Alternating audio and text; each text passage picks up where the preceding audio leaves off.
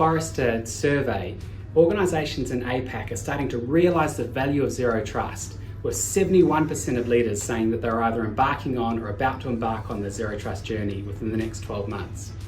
Hi, Andrew Philp here with another Monday Minutes, and I had the privilege of spending some time with Hani Arab, the CIO of Assetlink, at our recent Trend Micro Risk to Resilience World Tour in Sydney.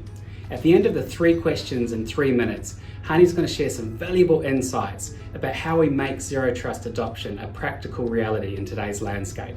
Thank you. Hi, Andrew Philp here with Monday Minutes, a really special episode. I'm actually here in person at the Trend Micro R2R event, and I'm joined today by Hani Arab, the CEO of Assetlink. And actually, you've been doing your thesis, a PhD in zero trust, so the perfect person to talk to. So Hani, I'm going to start with a really tough question. Can you give us a 60-second run through of the 5 pillars of zero trust? Absolutely. I think 60 seconds will make it challenging, but I'll give it my best shot. So the first one is identity. Identity is a key pillar in zero trust. It's identifying who the user is, and generally that's done with a multi-factor authentication. Second, it's device validation. It's ensuring the device is meeting a certain standard before we allow it onto the network and allow it to access resources. Number 3 is applying a principle of least privilege, ensuring that we only give the permissions that are needed for that person to do or undertake their role.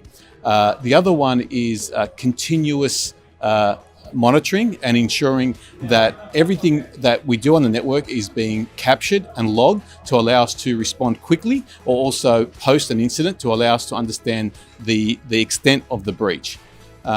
I think that covers most of those elements. Nice work. That's a pretty good summary in a very short time. I mean, it sounds complex. We've talked about zero trust strategies for a long time. Do you think it's realistic for organisations to be able to adopt zero trust? Yeah, look, I think it is realistic for any organisation, because fundamentally zero trust is a strategy. It's about the strategic intent and the direction that an organisation can follow. And the key thing for those things is really the cultural mind shift. It's how do you change people's perspective from a castle moat with a perimeter to one that doesn't have a perimeter. And now we introduce this word of never trust, always verify. And that can be very off-putting for people, and it's getting them along that journey. And then you build a strategy that's fit for purpose based on the assets you're trying to protect. Excellent. That's great to know. So it's a bit of a journey. It's not something that we sort of turn on straight away. And I guess the last question that I'd have for you, Hani, is how does an organisation's risk tolerance affect that journey? That's a good question. Look, obviously risk tolerance will then impact the rate at which you apply the principles and how quickly you do it, and also potentially you may extend it in terms of the implementation, and you may not take all the principles on. So it's really a tailored solution. It's not a one-size-fits-all. And so you need to really assess where your key data sets are, your key applications, what data liability you may carry, and then put strategies in place to protect those. And so that will then the risk tolerance will then impact those strategies. Brilliant. And it's great to know that you can adjust that strategy based on your risk tolerance and work with the organisation on that. Thank you so much, Hani. That was really insightful. I'm sure everyone will find that insightful.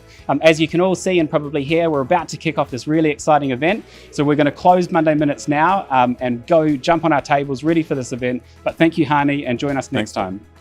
Thank you, Hani. That was a great summary of balancing adoption and practicality. We hope that this has shed some light on zero trust and the path to a more cyber-secure framework.